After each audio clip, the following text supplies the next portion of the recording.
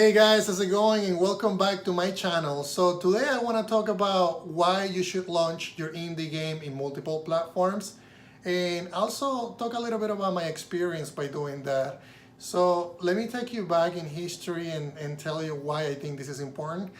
And when I first launched Stickman World, I decided to only launch it on iPhone because I honestly didn't have enough time, I didn't have enough budget.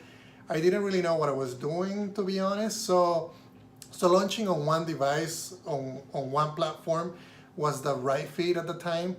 So later on, I decided to launch it for the iPad as well. So I made it iPhone and iPad support. It worked on both. It played really well on both. So that actually opened up a new market to me and opened up new eyes. So why you should launch your indie game in multiple platforms, you might ask. And the main reason is that we are a small indie developers, so you want to make sure that you get as much exposure as you can.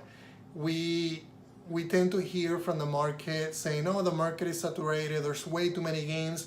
But there's a lot of ways that you can get eyes from a lot of people without actually paying a lot of money. And when I say a lot of money, I'm saying zero. Pay zero money. And so how do you do that, and how do you find time to release it in multiple platforms? And I mean, if you're using Unity, it's basically built in. You really don't have to do too much work to make it work on Android. I mean, there might be some things like the leaderboard, is the different setup. On the Apple TV, the remote control, the controllers are a little bit different. So you gotta be thinking about the input at the very beginning before you actually start making the game. Whatever game that you're making, and I don't want to say don't make a game just because it doesn't work on the Apple TV, or don't make a game because you can't launch it on Steam. But what I want to tell you is launch it in as many platforms as you can. So when you're starting on a new project, be considering those things. Consider, would it work well on iOS? Would it work well on Android? Can I launch it in Steam? Can I launch it on these other new platforms? And the main reason, like I was saying, is because you want to get a lot of exposure, and hopefully you want to turn those customers into sales. And we don't like talking too much about money, but money is very important. And the reason why it's important, because you want to make this a full-time job. So let's not kid ourselves to say money is not important. Money is very important. And if we want to work this for the rest of our life, we want to make a lot of money. We want to make a sustainable business. So that's why I recommend, go as many platforms as you can. And not only that, when you're releasing on a platform, just don't release it and don't let anybody know. What I recommend that you do is, if you're releasing on iOS, make sure that you do it. Make sure that you let Apple know in about a month and a half in advance.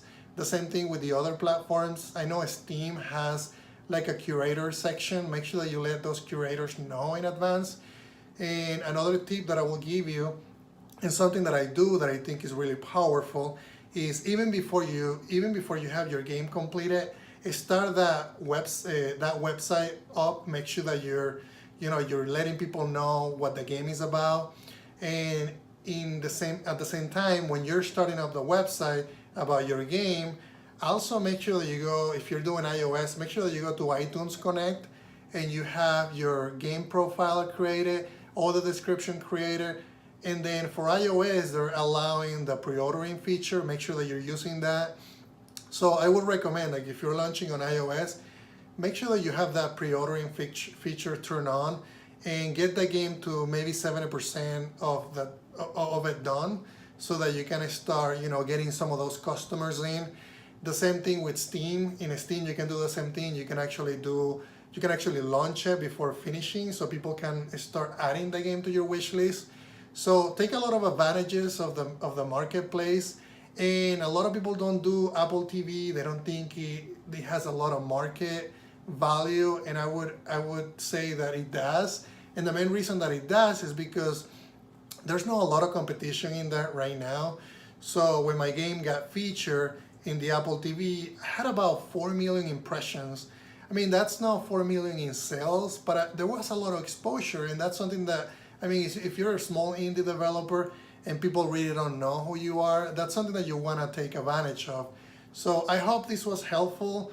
And again, just to summarize, make sure that you're targeting as many platforms as you can possibly target because it's going to help you long term. Thanks, guys.